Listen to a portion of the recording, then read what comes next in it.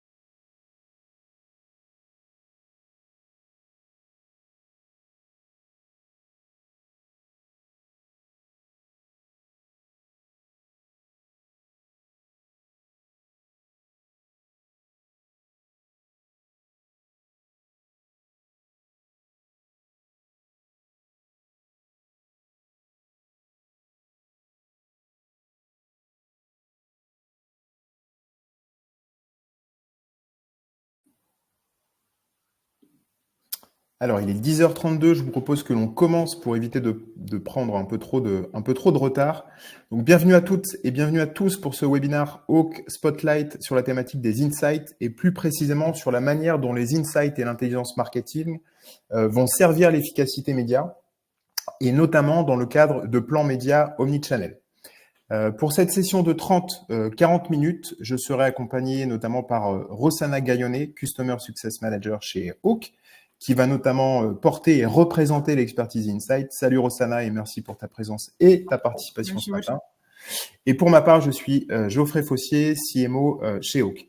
Alors, quelques points d'ordre technique avant de commencer, même si je pense que tout le monde doit être plus ou moins familier avec les webinaires et avec Livestorm. Vous avez plusieurs onglets en bas à droite. Vous avez un onglet chat déjà pour pouvoir discuter entre vous, discuter avec nos équipes qui sont également connectées, mais également à nous faire part de problèmes de son ou d'image, mais je crois que pour l'instant, tout se passe plutôt bien. Vous avez également un onglet questions qui va vous permettre de poser l'ensemble de vos questions tout au long de la session.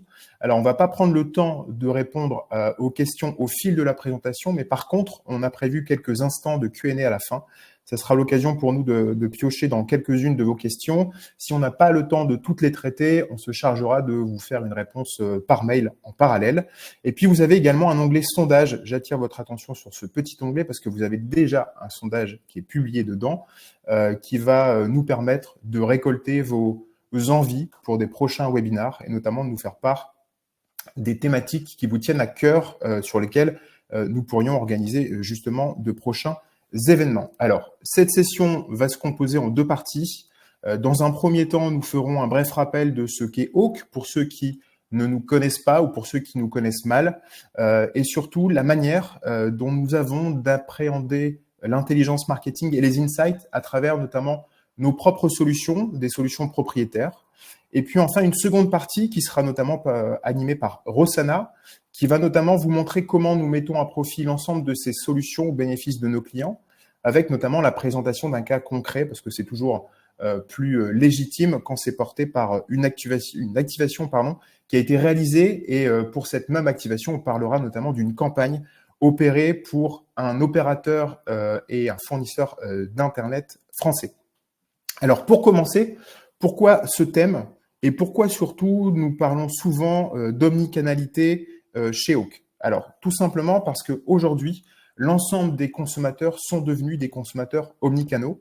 Je suis un consommateur omnicanal, vous êtes tous des consommateurs omnicanaux, c'est-à-dire que du début de la journée jusqu'à la fin de la journée, nous sommes exposés entre 20 à 30 écrans, autant d'opportunités avec des messages, avec des publicités, que l'on parle de mobile, que l'on parle d'audio digital, que l'on parle de télé, d'écran télé, à savoir de la télé linéaire, mais également tous les flux de télé connectés, que l'on parle de jeux vidéo, notamment mobile ou sur console, ou que l'on parle également de DOH, que ça soit dans la rue, dans les malls, mais également dans des bâtiments.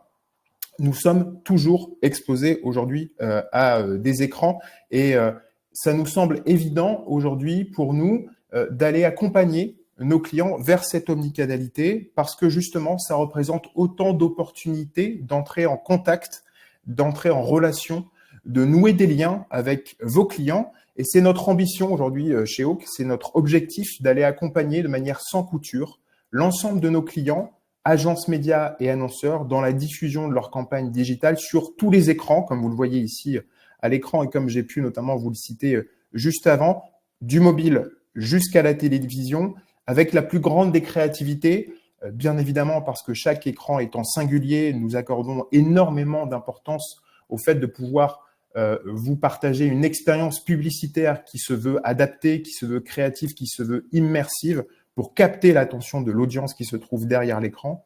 Et puis aussi, avec cette particularité de pouvoir travailler sur l'ensemble de la chaîne de valeur, c'est-à-dire répondre à des objectifs qui sont autant branding, donc plutôt de notoriété, jusqu'à des objectifs qui sont plutôt orientés autour de la performance et notamment de la génération de trafic en magasin. Alors aujourd'hui, Hawk, pour ceux qui ne le savent pas, est une société qui a une dizaine d'années, qui est une société française avec un milestone assez récent parce que nous faisons partie maintenant depuis 2 mois du groupe Azerion.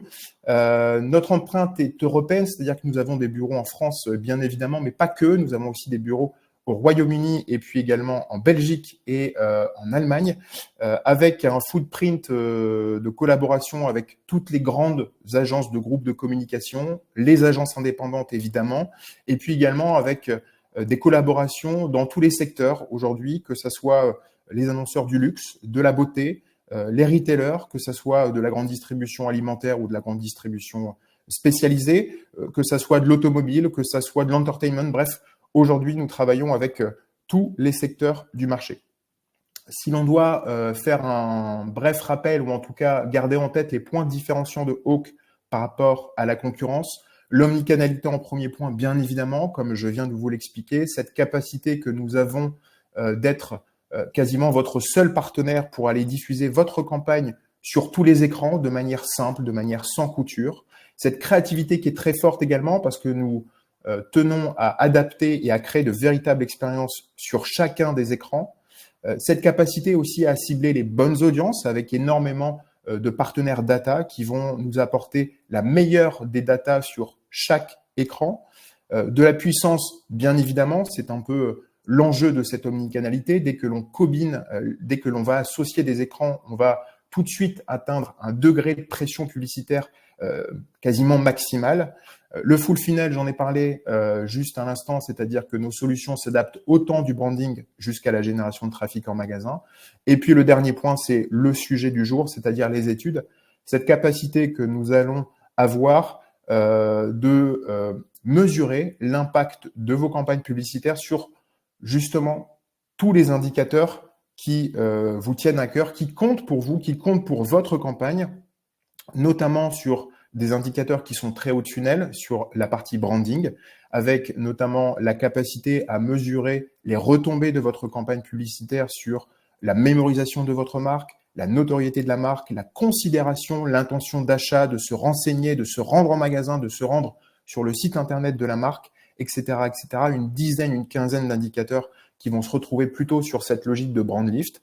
Et puis, lorsque l'on descend sur le bas de funnel, sur de la génération de trafic, cette capacité également que l'on va avoir à mesurer le drive to store et l'efficacité de campagne drive to store en analysant les visites totales, les visites incrémentales, le taux d'uplift et la contribution des écrans, c'est-à-dire la manière, lors de plans omnicanaux, que le DOH va générer des visites en magasin, l'audio va générer des visites en magasin, le display va générer des visites en magasin. Je vais laisser la parole à Rossana qui va notamment rentrer un peu plus dans le détail opérationnel de nos solutions sur cette partie mesure.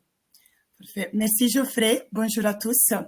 Donc moi, je vais commencer à vous expliquer la méthodologie de notre mesure Brand Lift, aussi appelée les Hawk Survey.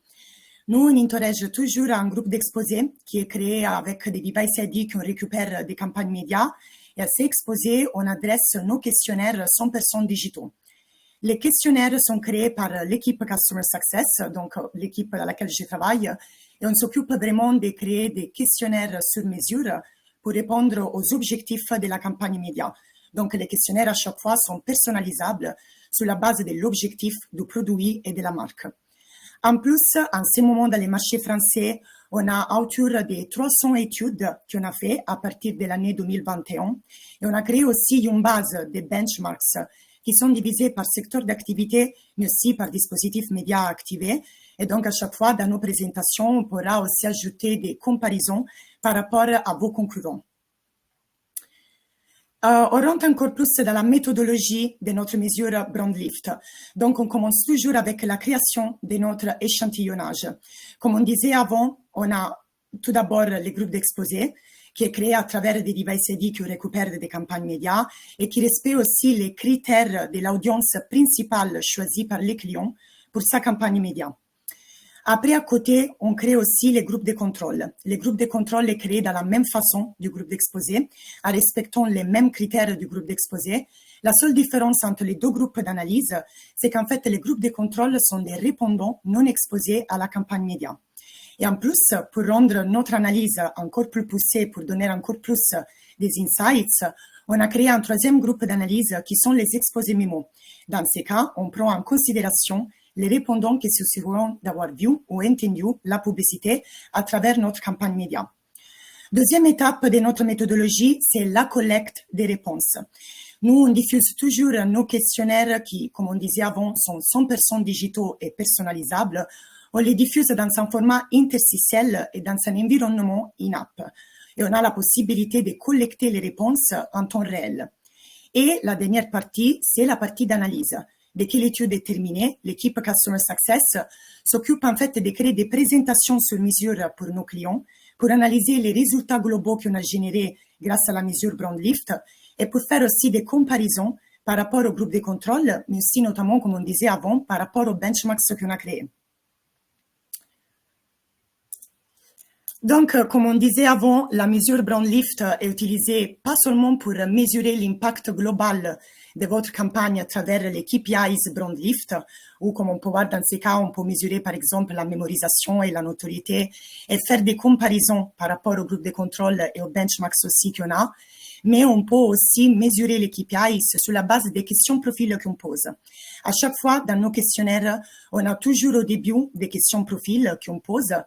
Et on peut aussi calculer les KPIs sur la base du genre ou de la tranche d'âge.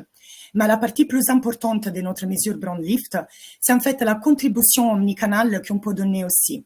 Avec la contribution omnicanale, on peut mesurer la répartition des exposés aux différents dispositifs médias activés. On peut mesurer les KPIs BrandLift par dispositif média. Et la partie plus importante, c'est effectivement de voir l'évolution des vos KPIs BrandLift dans les moments qui ont en active plusieurs dispositifs médias ensemble pendant la campagne média. Et on verra tout ça après dans les cas clients. Merci Rossana pour tes explications. J'espère que vous avez pu saisir du coup l'intérêt de ces solutions de mesure.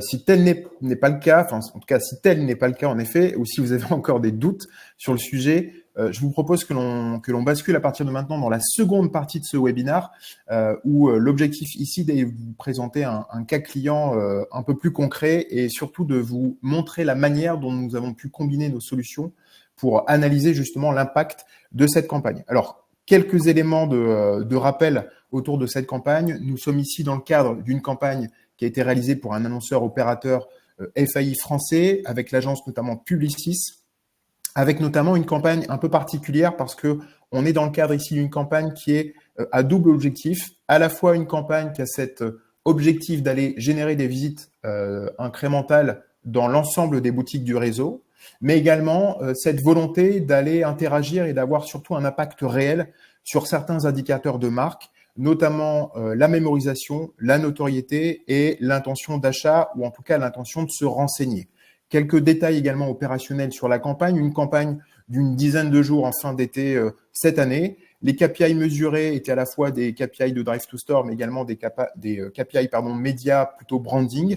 Et puis une campagne pour répondre justement à cet objectif, ce double objectif, une campagne qui a été orchestrée en 2 étapes. Une première étape qui s'appuyait notamment sur de l'affichage avec du DOH, et puis de l'audio digital, et puis une seconde phase qui a été plutôt une phase de retargeting ou de remarketing qui consistait notamment à recibler les exposés à cette première phase, les exposés au DOH et les exposés au message audio.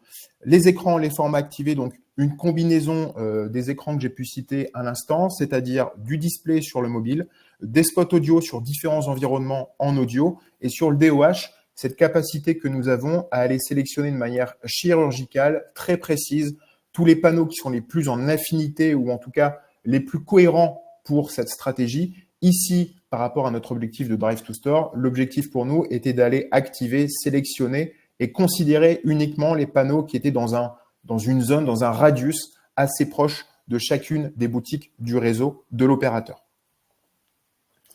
Parfait. Alors là, on commence en fait avec l'étude vraiment qu'on a diffusée pour cette campagne média. On commence toujours avec notre échantillonnage. Dans ces cas, on peut voir qu'on a généré 250 répondants par groupe, par les 2 groupes d'analyse. Pour nous, c'est vraiment une très bonne base. Tout d'abord parce qu'en fait, il faut se rappeler que nous, on n'est pas des panélistes, on ne fait pas une exposition forcée de nos campagnes médias, mais là, on a vraiment récupéré les device ID qui ont été exposés en temps réel à la campagne et ils ont complété et répondu à toutes les questions du questionnaire qu'on avait diffusé. À côté, on a aussi les KPIs qu'on a mesurés avec ces questionnaires. Donc, les premières KPIs, c'est les KPIs de mémorisation pour analyser et mesurer les souvenirs publicitaires des répondants. Donc, pour voir si en fait ils se souviennent d'avoir vu ou entendu la publicité pour cet opérateur. Le deuxième KPI mesuré, c'est la notoriété de la marque. Donc, on mesure la notoriété de la marque, de notre marque, de notre client, par rapport à ses concurrents directs du même secteur d'activité. Troisième KPI, le KPI d'intention. Donc, on mesure l'intention des répondants de se renseigner sur la nouvelle offre de la fibre Internet suite à l'exposition publicitaire. Et après, pour donner encore plus des insights avec notre présentation, on a ajouté aussi 2 questions sur la qualification de l'intention pour qualifier et déterminer les raisons pour lesquelles les répondants veulent et ne veulent pas se renseigner sur la fibre Internet de cet opérateur.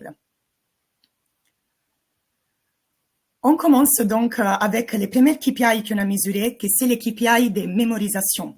Déjà ici, on peut voir qu'on a généré un très bon taux de mémorisation à 57%. Donc, plus de la moitié des répondants se souviennent d'avoir vu ou entendu la publicité. En plus, à chaque fois, on a toujours des uplifts qu'on met dans nos présentations pour mieux mesurer l'impact de vos KPIs BrandLift. Et dans ces cas, on a des très bons uplifts positifs par rapport aux non exposés avec un uplift à plus 16 points et aussi par rapport au benchmark Hawk qu'on a pour les taux de mémorisation dans les secteurs de la télécommunication. Et aussi dans ces cas, on peut voir qu'on a généré un uplift de plus 11 points. Donc, en fait, on peut voir que ce type de résultat a été généré grâce, en fait, à la dispositif omnicanal efficace qu'on a adopté, qui a nous permis de maximiser les taux de mémorisation, car les répondants ont été exposés à des différents écrans pendant toute la campagne. En plus, grâce à ces résultats qu'on a obtenus sur les taux de mémorisation, on va créer notre 3e groupe d'analyse qu'on a vu juste avant, qui sont les exposés mémo. Donc, les 57% représentent nos exposés mémo, qui sont en fait plutôt des femmes qui sont en couple et en famille. Elles vont nous aider après à faire des autres analyses sur les autres KPIs BrandLift. Deuxième KPI qu'on a mesuré, c'est le KPI de la notoriété. Donc, dans ces cas, on a vu qu'on a généré un taux de notoriété à 25% et l'opérateur se positionne en 2e position par rapport à ses concurrents directs. On avait fait aussi une comparaison par rapport à la campagne qu'on a eue en 2022 et on avait vu en fait que par rapport à la campagne 2022, l'opérateur dans ces cas a gagné 2 positions par rapport à la campagne 2022. Donc déjà ici, on voit un très bon résultat qui c'est dû en fait à la prise de parole régulière, mais aussi à l'activation efficace omnicanal. En plus aussi ici, on a des uplifts positifs par rapport au groupe des non exposés à plus 3 points, mais aussi par rapport aux exposés mémo à plus 3 points aussi. En fait, on voit toujours aussi déjà dans ces cas, on voit que les taux de mémorisation jouent toujours un rôle très important pendant toute la campagne et ils arrivent à influencer positivement aussi les autres KPIs BrandLift, que c'est déjà le cas ici avec les taux de notoriété. Troisième KPI mesuré, c'est le KPI de l'intention. Les KPI de l'intention, c'est vraiment hyper important, surtout pour les activations du F2SOR, comme dans ces cas, vu qu'à côté, on avait aussi une activation du F2SOR. On voit dans ces cas que suite à l'exposition publicitaire, on a les 18% des répondants qui ont l'intention de se renseigner sur la fibre Internet de cet opérateur. Aussi, dans ces cas, on a des très bons uplifts positifs par rapport aux non exposés à plus 10 points. Donc, en fait, déjà ici, on voit vraiment l'efficacité aussi de l'activation du F2SOR qui a montré ses résultats dans les KPI d'intention. Et en plus, on a aussi un très bon uplift par rapport aux exposés mémo à plus 17 points. Donc, aussi, dans ces cas, on peut voir que les taux de mémorisation jouent toujours un rôle très important et il arrive aussi à influencer positivement les taux d'intention. On passe donc à la qualification de l'intention. Je vais vous expliquer un petit peu la méthodologie de cette question parce que la qualification de l'intention est divisée dans deux questions différentes. En plus, on utilise la qualification de l'intention pour donner plus des insights à nos clients et pour mieux mesurer les comportements de consommation de nos répondants. Donc, on a la première question qui est posée pour les répondants qui ont cliqué sur la réponse oui de la question précédente de l'intention. Et dans ce cas, on voulait savoir comment les répondants veulent se renseigner sur la fibre Internet de cet opérateur. Et on voit que la plupart des répondants préfèrent se renseigner, prendre des informations sur les sites Internet. Donc, on voit qu'en fait, la partie digitale est considérée la première source pour prendre des informations. En revanche, la deuxième question est posée pour les répondants qui ont cliqué sur la réponse non dans la question précédente. Dans ce cas, on voulait savoir pour quelles raisons les répondants ne veulent pas se renseigner sur la fibre Internet de cet opérateur. Et on voit plutôt dans ce cas que la plupart des répondants ont déjà la fibre avec un autre opérateur, donc ils n'ont pas l'intention de changer d'opérateur en ce moment.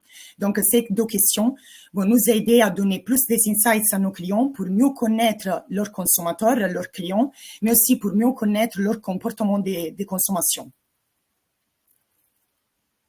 Ici, on rentre vraiment dans notre contribution omnicanal qu'on donne avec notre mesure BrandLift. Donc, vraiment ici, c'est la partie plus importante de notre contribution omnicanal. On commence toujours à donner une répartition des exposés aux différents dispositifs médias activés. Comme on peut voir dans ces cas, on a eu un résultat plus ou moins équilibré et coordonné entre les différentes combinaisons qu'on a activées, entre les différents dispositifs médias. En plus, on a les 3 KPIs BrandLift principaux qu'on a mesurés, où on a les taux globaux générés qu'on a vu juste avant, les taux moyens pour les exposer aux 2 médias et surtout les taux moyens pour les exposer aux 3 médias ensemble. On peut voir en fait que pour les taux moyens des exposés aux 3 médias, on a généré un résultat 2 fois plus impactant par rapport aux taux globaux générés. Donc en fait, plus on active des dispositifs médias, plus on maximise la combinaison des écrans et plus on arrive à avoir une évolution positive sur nos KPIs BrandLift. Donc vraiment ici, on peut voir l'efficacité des stratégies omnicanales qui arrivent toujours à influencer positivement tous les KPIs BrandLift et on arrive vraiment à avoir un fort impact sur nos répondants et sur toute la campagne au global. Ok, ici, par contre, on a ajouté une autre analyse encore plus poussée pour donner encore plus des insights à nos clients. Donc, grâce à tous les résultats qu'on a vus juste avant, on ajoute aussi une analyse profiling. L'analyse profiling est créée sur la base des questions profils qu'on pose au début du questionnaire. Dans ces cas, dans ces questionnaires, on avait une question sur la composition du foyer. C'est pour ça qu'on a la persona famille. Mais aussi, on utilise l'analyse profiling pour mieux nourrir la cible principale de nos clients et pour donner aussi des pistes et des recommandations à adopter sur des prochaines campagnes. Comme ça, nos clients pour mieux comprendre comment s'adresser à leur audience principale. Dans ces cas, on a créé donc la persona famille où on a pris en considération les répondants qui ont dit qu'ils ont un foyer composé par 3 personnes ou plus. Pour analyser les uplifts sur les personas et qui ont créé sur notre analyse profiling, on utilise un indice base 100. Dans ces cas, on peut voir que sur tous les KPIs BrandLift qu'on a mesurés, on a des uplifts très positifs par rapport à la moyenne de la campagne, notamment sur les taux de notoriété. Par contre, les taux de mémorisation, l'uplift est un peu plus faible. Donc, pour nous, dans ces cas, on a donné une recommandation à notre client en disant que peut-être que les messages publicitaires utilisés pour cette campagne étaient trop généralistes. Et donc, on a recommandé pour des prochaines campagnes d'activer, d'utiliser un message publicitaire un peu plus spécifique pour cette cible famille, pour encore plus améliorer les KPIs de mémorisation, mais aussi les autres KPIs brand lift qu'on a mesurés. Deuxième persona qu'on a créé, que c'est vraiment très important pour nous pour comprendre encore plus les comportements de consommation et de se renseigner sur la fibre Internet, on a créé en fait deux personas. La première, c'est les in-store shoppers. Donc, on a pris ici en considération les répondants qui ont l'intention de se renseigner sur la fibre Internet dans une boutique. Aussi, dans ces cas, on peut voir qu'on a généré des uplifts très positifs par rapport à la moyenne de la campagne, notamment pour les taux de mémorisation. Et la troisième persona qu'on a créée, c'est aussi les web shoppers. Dans les web shoppers, on peut voir en fait qu'ici, on a pris en considération les répondants qui ont l'intention de se renseigner sur la fibre Internet via les sites Internet. Dans ces cas aussi, on a généré des uplifts positifs par rapport à la moyenne de la campagne, notamment pour les taux de notoriété. En revanche, les taux de mémorisation, l'uplift dans ces cas est un peu plus faible par rapport à les in-store shoppers. Donc aussi dans ces cas, vu qu'on a vu les potentiels dans cette personne aussi, car on avait vu juste avant dans la qualification de l'intention que la plupart des répondants préfèrent se renseigner sur le site Internet de cet opérateur, on a conseillé, on a recommandé aussi dans ces cas à notre client d'utiliser une créa spécifique pour encore plus attirer l'attention de cette personne et pour améliorer encore plus sa mémorisation, son taux de notoriété, mais aussi son intention de se renseigner sur la fibre Internet de l'opérateur. On arrivait donc à la fin de notre webinaire sur la mesure Brand Lift et on a mis pour vous tous les éléments clés à retenir de ce webinaire, donc tous les éléments plus importants pour nous. Les premiers éléments clés à retenir, c'est la granularité de notre mesure. On a vu juste avant que nous, on a la capacité de mesurer chaque KPIs Brand Lift par chaque groupe d'analyse et on a aussi la possibilité de faire des comparaisons et des uplifts entre les différents groupes d'analyse, mais aussi notamment par rapport au benchmark qu'on a créé. Deuxième élément clé à retenir, qui c'est la partie plus importante, c'est effectivement la méthodologie omnichannel. Comme on a vu juste avant, nous avons la possibilité de mesurer la répartition des exposés aux différents dispositifs médias activés, mais on a aussi la possibilité de mesurer les KPIs Brand Lift par dispositif média activé et surtout de voir la combinaison des médias et de voir les résultats qu'on a obtenus grâce à la combinaison et à l'activation omnichannel. Troisième élément clé à retenir, c'est les insights qu'on donne avec nos présentations, notamment, comme on a vu juste avant, avec l'analyse profiling. Car avec l'analyse profiling, on arrive vraiment à nourrir la précision de la cible et de l'audience principale de nos clients et on arrive aussi à donner des pistes et des recommandations pour mieux s'adresser à leur audience principale sur des prochaines campagnes médias. Et dernier élément clé à retenir, c'est qu'en fait, grâce à notre expertise, à l'expertise de l'équipe Customer Success, on arrive vraiment à bien analyser les questionnaires qu'on a diffusés. On a l'expertise pour analyser les insights. Et donc, en fait, pour aider encore plus nos clients, on donne toujours des recommandations stratégiques à utiliser pour des prochaines campagnes. Donc, pour mieux répondre aux possibles problématiques qu'on a vues dans la campagne actuelle, mais aussi pour mieux répondre aux besoins des prochaines campagnes. Les recommandations stratégiques qu'on donne sont vraiment liées, par exemple, à la partie média, à ajouter un nouveau dispositif média pour toucher une cible différente. On peut aussi donner des recommandations au niveau des investissements ou aussi on peut enrichir notre questionnaire en ajoutant par exemple des questions profils différentes pour faire une analyse profiling différente, mais aussi on peut ajouter des KPIs Brand Lift différents pour mesurer en fait des différents KPIs et pour donner plus de pistes et des recommandations à nos clients et pour montrer vraiment l'efficacité de notre campagne et de notre mesure Brand Lift, que ça peut être utilisé aussi dans des prochaines campagnes. Donc, c'est tout. Merci beaucoup et je laisse la parole à mon collègue Geoffrey.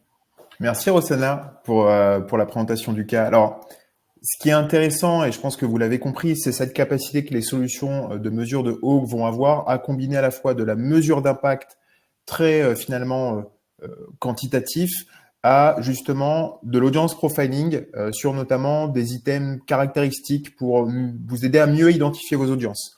Et cette combinaison finalement de solutions, on l'envisage dans un cercle un peu vertueux. Notre objectif, c'est véritablement de vous donner des insights qui sont activables pour vous donner les clés d'aller optimiser votre efficacité média de votre prochaine campagne. Sur la partie mesure d'impact, l'objectif, c'est de trouver finalement, de vous donner les clés pour trouver la meilleure combinaison d'écran possible par rapport à votre objectif.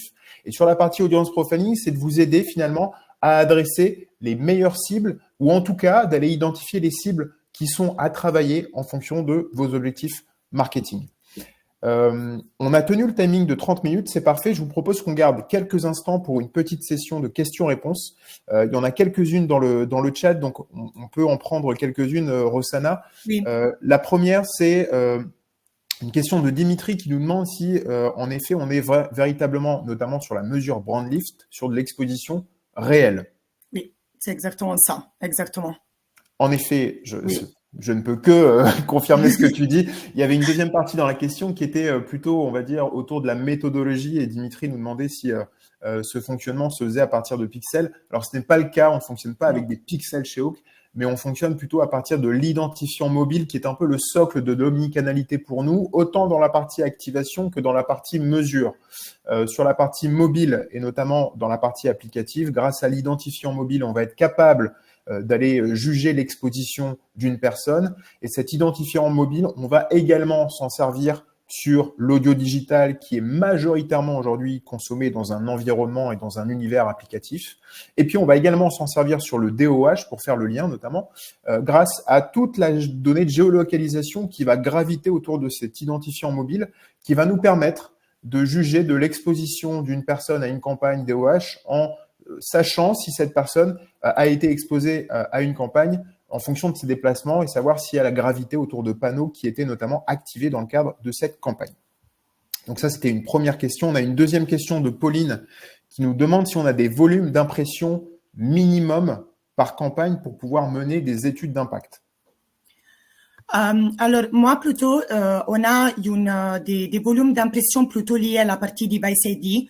Donc, en fait, il n'y a pas vraiment une limite sur le nombre d'impressions que vous avez par campagne. Notamment, plus des impressions on a, mieux on arrive à générer des très bons résultats aussi sur l'étude post-test.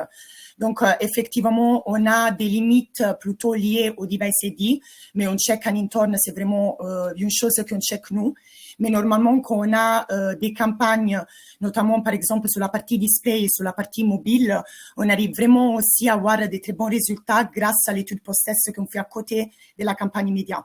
Donc vraiment, il faut avoir minimum 1 million d'impressions. Si on a ça, on arrive vraiment à générer aussi des très bons résultats sur l'étude post-test.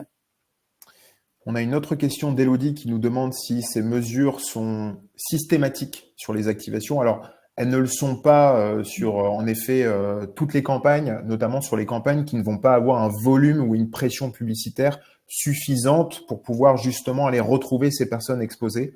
Donc, en effet, ça va être potentiellement compliqué sur des campagnes avec un budget assez restreint. À partir d'un certain palier, en effet, on le fait quasiment systématiquement parce que c'est très bien reçu par nos clients et parce que, encore une fois, comme je le disais à l'instant, ça va leur permettre d'avoir les clés pour aller augmenter finalement leur efficacité dans la prochaine activation. On a une dernière question d'Alexandra qui nous demande si ces études Brandlift sont accessibles dans tous les pays. Oui, ils sont accessibles. On fait aussi des études dans les autres pays. Comme on a dit juste Geoffrey avant, on a aussi les bureaux Hawk dans des autres pays comme la Belgique, l'Allemagne et la UK. Et on fait aussi des études, par exemple, dans les autres pays. Mais on peut notamment aussi diffuser des études dans des autres pays européens. On a eu aussi on a eu des études aussi en Italie et en Espagne. Donc, on peut notamment faire les études, on peut les faire aussi dans les autres pays. Ça, on les fait déjà. Ok, parfait. Et je vais prendre la dernière question, Rossana. Après, on aura fini notre timing de entre 30 et 40 minutes, comme annoncé au début. Une autre question de Dimitri qui nous demande si on travaille sur la significativité au niveau des uplifts.